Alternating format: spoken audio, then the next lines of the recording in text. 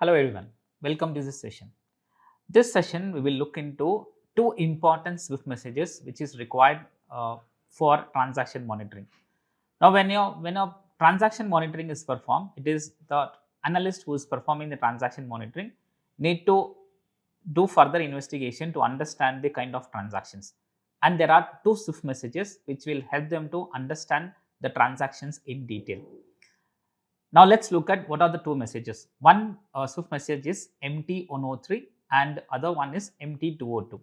Now let's look at MT103. What is MT103? Basically MT103, it's a Swift message which is sent by one bank to another bank providing the details of the transfer. So it's basically talks about the who is the details, like for example who is the ordering customer, who is the beneficiary customer, what for what purpose the money is actually transferred.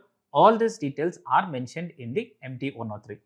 Now, it is very important that the AML analyst who is performing transaction monitoring, they have to understand the MT103 message in order to understand the in order to perform the detailed investigation of the transactions. Now, what is let's give an example for a MT103. Let's say Mr. A is holding an account with JP Morgan, New York, and Mr. A want to transfer money to Mr. B, who is maintaining account with Citibank London. Now, the JP Morgan is acting as a on behalf of Mr. A. So, Mr. A want to transfer, let's say about like $50,000 to a customer based Mr. B, who is based in UK. Now, the JP Morgan will send this MT103 to Citibank London, and this message will talk about who is the ordering customer. In this case, the ordering customer is Mr. A and is ordering JP Morgan to ensure to pay $50,000 to customer B, who is based in UK. So, the customer B becomes the beneficiary and is maintaining account with.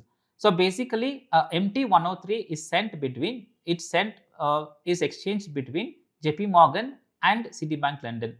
So, it talks about the who is the ordering customer, what is the purpose of ordering, who is the beneficiary customers, etc. Now, what are the key characters of the MT103? As we discussed, it contains the complete details including the receiver and the beneficiary.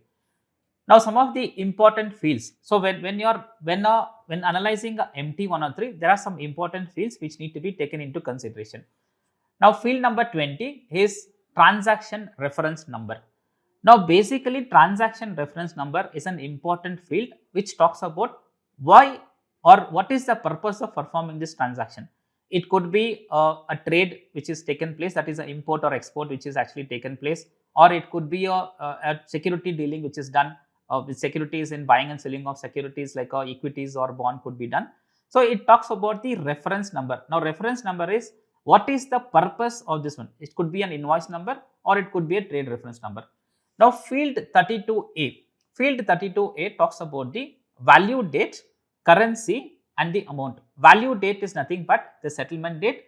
Currency is which currency, what is the currency involved, is it USD, GBP, JPY, something like that, and amount is like what is the amount which is need to be transferred. Now, the next important field is 50K or 50F.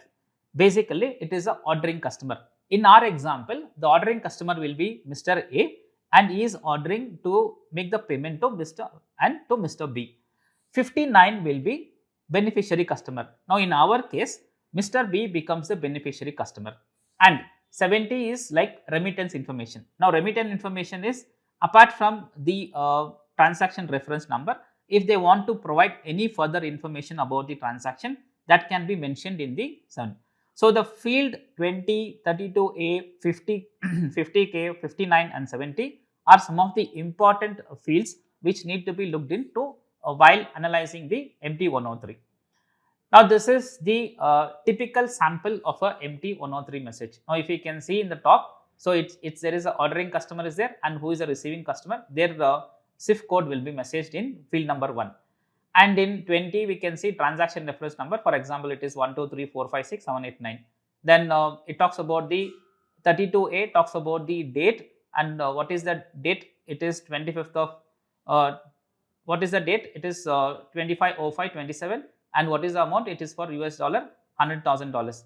Then it talks about like who is the beneficiary. Ordering customer. Ordering customer is, for example, it says like 1 2 3 4 5 7 6. Example, John is a ordering customer over there, and he is sending the benefit. Now who is the beneficiary here? Beneficiary will be mentioned in the field 59. It is, for example, James Smith. James Smith is the beneficiary over here.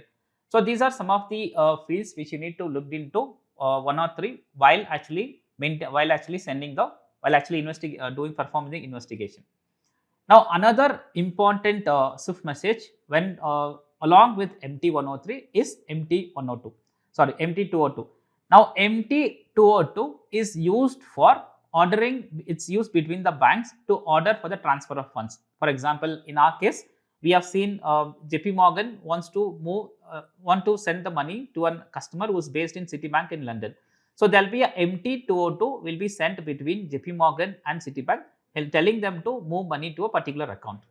Now what are the key characters? Usually it is used as a cover for 103. Means MT103 talks about who are the beneficiaries, who are the ordering customer, etc. And MT202 act as a cover, means it instructs the bank to move the money from one account to other account. Now some of the important fields in 202 is 20, which is transaction reference number. 21, which is 21 is a related reference. For example, you can talk about MT103 reference number here. 32 is again like a value date, etc. 52, 53A talks about the ordering customer, and if there is any intermediary bank involved here, it will be mentioned in 56A and 57A. Now let's what is the importance of MT103 and MT202? Now as we mentioned previously, AML analyst who is performing the transaction monitoring, is essential for them to understand the MT103 and MT202 in detail. This will help them to do a transaction monitoring to understand the transactions much better and in much more detail. So while evaluating your MT202, the MT202 can talk about the routing paths. Now routing paths is like how the transactions are routed from one bank to other bank. So that will help them to understand if there is any layering is actually involved. Now if there is any potential layering is there, that can be identified using MT202. Now if there is any MT202 is sent, so as I mentioned before, MT202 is an instruction given by one bank to other bank to transfer the fund. Now if the MT202 is sent without an MT103, means the bank is not providing detailed information about who is the ordering customer, like for what purpose is ordered. If the MT202 is sent from one bank to other bank without a sufficient and a complete 103, then that will become a red flag. So if the analyst sees a MT202, if he sees MT202, however that MT202 does not have a MT103 as a backup, then it is a red flag for an analyst who is performing transaction monitoring.